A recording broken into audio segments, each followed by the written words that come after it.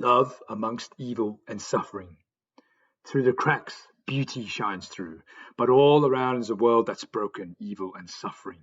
War, genocide, famine, earthquakes, tsunamis, terrorism, money stolen, innocence stolen, marriages broken, bodies broken, pandemics.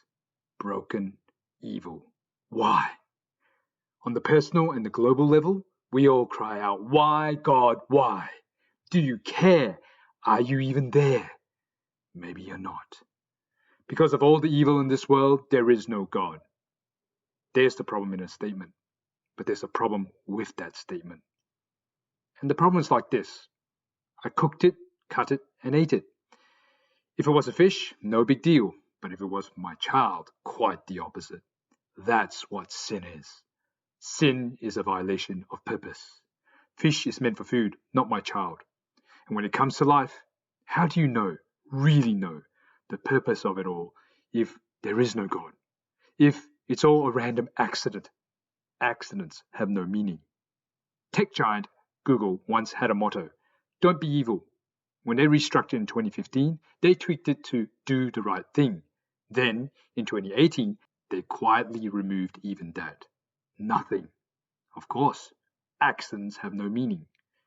A worldview is a set of ideas of what the world is and how it works. If your worldview doesn't include God, you have no higher plan or design of what life is all about. You have no solid way of thinking about good and evil. Without God, good and evil are just personal, popular opinions. So, to even be able to talk about evil, you need to know what good is. And as Jesus said, only God is good. He isn't like good. He doesn't do good. He is good. Good itself. A hole in the cloth isn't something, but rather a lack of something. Like shadow is to light, so is evil to good. Christian thinker Augustine defined evil as that which is lacking. Evil is not a thing itself. It is the absence of good. God is good. To walk away from the light of God's good is to stumble into the darkness of our evil, to break trust with God, with others, with ourselves, and in turn, all of creation. Brokenness and evil leaked into creation through us. But why would God allow this? Why this way? Couldn't God just have made a world with no possibility of evil? He could have. But here's the catch. Love requires choice.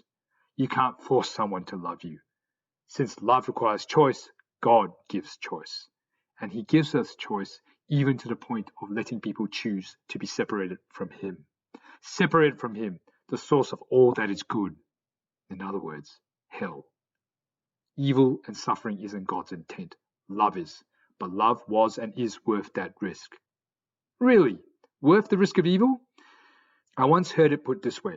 When someone says, we're expecting a baby, have you ever heard someone else reply, how dare you? Don't you know that kid's going to get sick, hurt himself, or that he or she will have struggles? They may even get their heart broken. And after all that, they'll eventually die. Now, knowing all that, why would you still go ahead and bring a child into this world? How evil of you.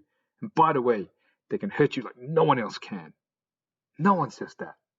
Why? Because of love. A child is made from love and for love. And love makes it all, this struggle, this mess, this possibility of evil and suffering worth it. If we can see this in our lives down here, can we not see it at the higher levels of eternity, where God lives, the heights at which God thinks? So, fine, we've learned why things are the way they are, but how do we live with it? Well, some say suffering comes from our desires, our attachments. So, we need to kill our desires, become detached. This is a core principle and practice of some worldviews. It's also why some people are doing what they do when they detach themselves using drugs and alcohol. Others say, just deal with it. It's just the way the universe is. We say there's a better way. There's a story that goes like this.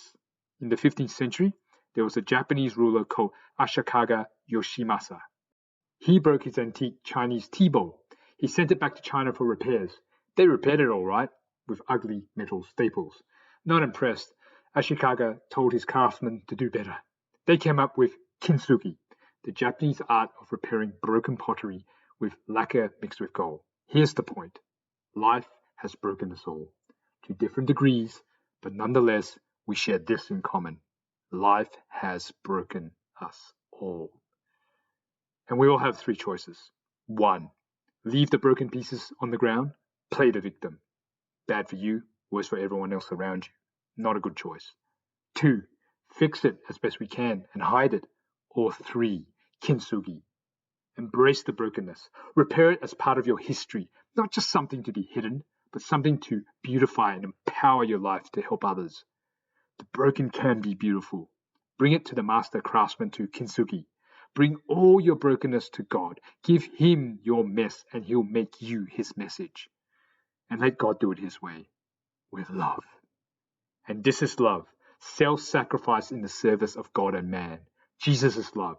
Under the gossips of an illegitimate pregnancy, he was born a poor Hebrew in a dirty stable in the insignificant village of Bethlehem. Hunted as a baby, he fled as a refugee to Egypt. Later, he grew up in an obscure province of the Roman Empire. He sweated away, working with his hands at a carpenter's bench, before finally, in God's time, he went from town to town preaching. He was homeless, with few possessions and little comforts. He was called the friend of sinners, allowing lepers and prostitutes to touch him, giving himself away in healing, helping, teaching and preaching. He was despised, rejected, betrayed, abandoned, unjustly condemned, tortured, and crucified, all the while saying, "Father, forgive them, for they know not what they do." Love gave up the joys of heaven for the sorrows of earth, leaving eternal immunity from sin to plunge deep into our evil, messed up world. Tim Keller put it well. If you have a God great and transcendent enough to be mad at because he hasn't stopped evil and suffering, then you have at the same moment a God great and transcendent enough to have good reason to allow for it to continue that you can't know. We may not know all the answers, but we can know and trust the one who does. Jesus transformed the cross, that horrendous, maddening symbol of evil and suffering, into suffering's answer, suffering's cure. And he can transform what you've been through too. In the midst of the awful, hope grows. Love amongst evil and suffering. Evil is real, but God's love more so. And here's the good news. Love and choice are not only the reasons why evil is possible, they're the reasons why it's vanquished. O death, where is your victory? O death, where is your sting? Evil will not have the last word. Love will. God will make all beautiful in his perfect way and in his perfect time. This is the good news, the gospel. Pass it on. Come home to God. Come home to the family you were made for.